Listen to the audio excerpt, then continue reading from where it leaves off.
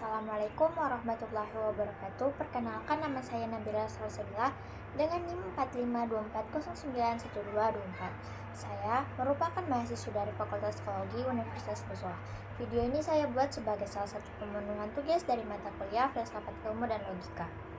Pada video kali ini saya akan menjelaskan pemahaman aksiologi dalam filsafat ilmu.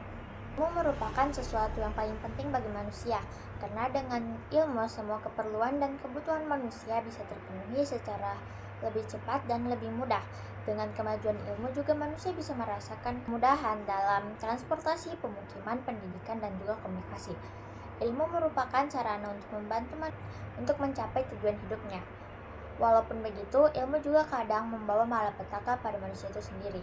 Misalnya, pembuatan bom yang pada awalnya untuk memudahkan kerja manusia, namun kemudian dipergunakan untuk hal-hal yang bersifat negatif. Salah satu contoh penyalahgunaan bom ini bisa kita amati, yaitu Israel yang melakukan pengoboman kepada Gaza Palestina dan Hizbullah Lebanon. Dari sini kita bisa lihat bahwa seharusnya ilmu diletakkan secara profesional dan memihak pada nilai-nilai kebaikan dan juga kemanusiaan. Sebab jika ilmu tidak berpihak kepada nilai-nilai, maka yang terjadi adalah bencana dan malapetaka. Proses ilmu pengetahuan menjadi sebuah teknologi tentu tidak terlepas dari seorang ilmuwan. Sebab itu, ilmuwan memiliki tanggung jawab besar. Mereka harus mempertimbangkan kepentingan masyarakat dan etika keilmuan. Adapun tanggung jawab yang harus dimiliki seorang ilmuwan yaitu tanggung jawab akademis dan tanggung jawab moral. Berikut beberapa definisi tentang aksiologi. Pertama, aksiologi berasal dari perkataan aksios Yunani yang berarti nilai dan logos yang berarti teori. Jadi aksiologi adalah teori tentang nilai. Kedua, menurut Jujun S. Surya Sumantri, aksiologi diartikan sebagai teori nilai yang berkaitan dengan kegunaan dari pengetahuan yang diperoleh. Ketiga, menurut Bramel, aksiologi terbagi dalam 3 bagian. Yang pertama, moral conduct, yaitu tindakan moral. Bidang ini melahirkan disiplin khusus, yakni etika. Kedua, aesthetic expression, yaitu ekspresi keindahan. Bidang ini melahirkan keindahan. Tiga, socio-political life, yaitu kehidupan sosial politik. Keempat, dalam Encyclopedia of Philosophy dijelaskan aksiologi disamakan dengan value and valuation. Pada 3 bentuk value and valuation ini, nilai digunakan sebagai kata benda abstrak. Pengertian yang lebih sempit seperti baik, menarik, dan bagus. Sedangkan dalam pengertian yang lebih luas mencakupi segala tambahan, segala bentuk kewajiban, kebenaran, dan kesucian. Lewis menyebutkan sebagai alat untuk mencapai beberapa tujuan, sebagai nilai instrumental atau menjadi baik atau sesuatu menjadi menarik, sebagai nilai inherent atau kebaikan seperti estetis dari sebuah karya seni, sebagai nilai intrinsik atau menjadi baik dalam dirinya sendiri, dan terakhir sebagai nilai kontributor atau nilai yang merupakan pengalaman yang memberikan kontribusi. Bentuk kedua yaitu nilai sebagai kata benda konkret. Ini seringkali dipakai untuk merujuk kepada sesuatu yang bernilai, seperti nilainya, nilai dia, dan sistem nilai dia. Kemudian dipakai untuk apa-apa yang memiliki nilai atau bernilai, sebagaimana berlawanan dengan apa-apa yang tidak dianggap bernilai. Bentuk ketiga, nilai juga digunakan sebagai kata kerja dalam ekspresi menilai, memberi nilai, dan dinilai. Menilai umumnya sinonim dengan evaluasi. Dewey membedakan 2 hal tentang menilai. Ia bisa berarti menghargai dan mengevaluasi. Nilai yang dimaksud adalah sesuatu yang dimiliki manusia untuk melakukan berbagai pertimbangan tentang apa yang dinilai.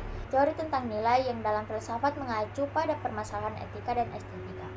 2 makna yang dapat diartikan dari etika. Pertama, penilaian terhadap perbuatan-perbuatan manusia, seperti ungkapan saya pernah belajar etika. Arti kedua merupakan suatu predikat yang dipakai untuk membedakan hal-hal perbuatan-perbuatan atau manusia-manusia lainnya.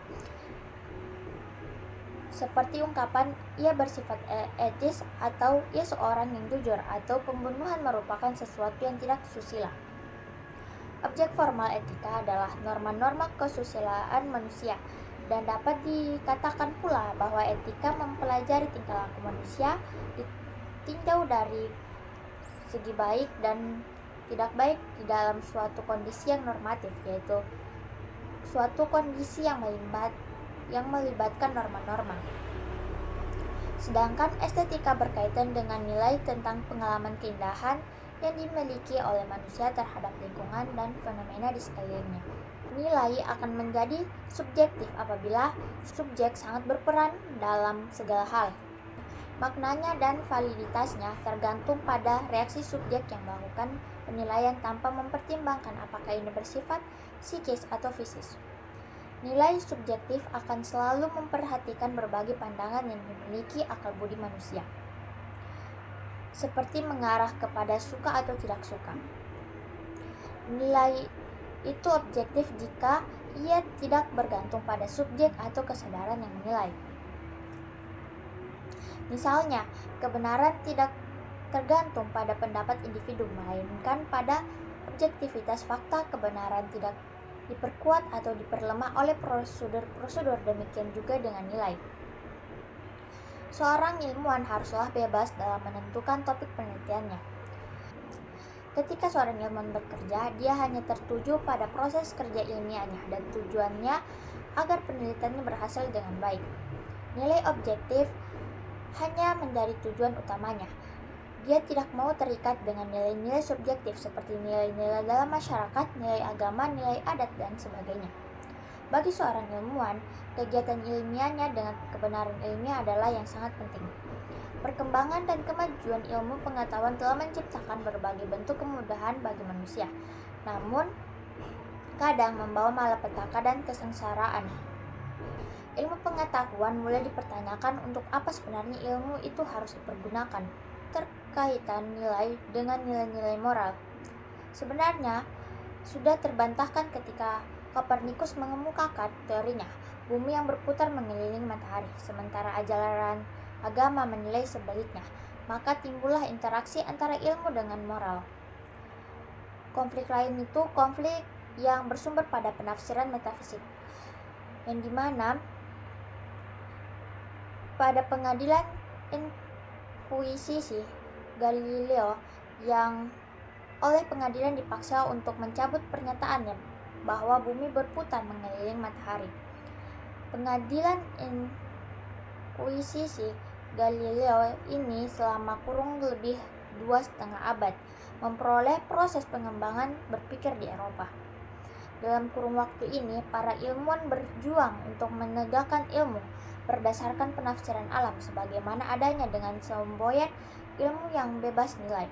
Setelah pertarungan itulah ilmuwan mendapatkan kemenangan dengan memperoleh kebebasan dalam melakukan penelitian dalam rangka mempelajari alam sebagaimana adanya.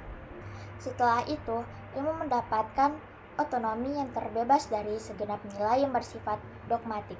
Ilmu dengan leluasa dapat mengembangkan dirinya baik dalam bentuk abstrak maupun konkret seperti teknologi.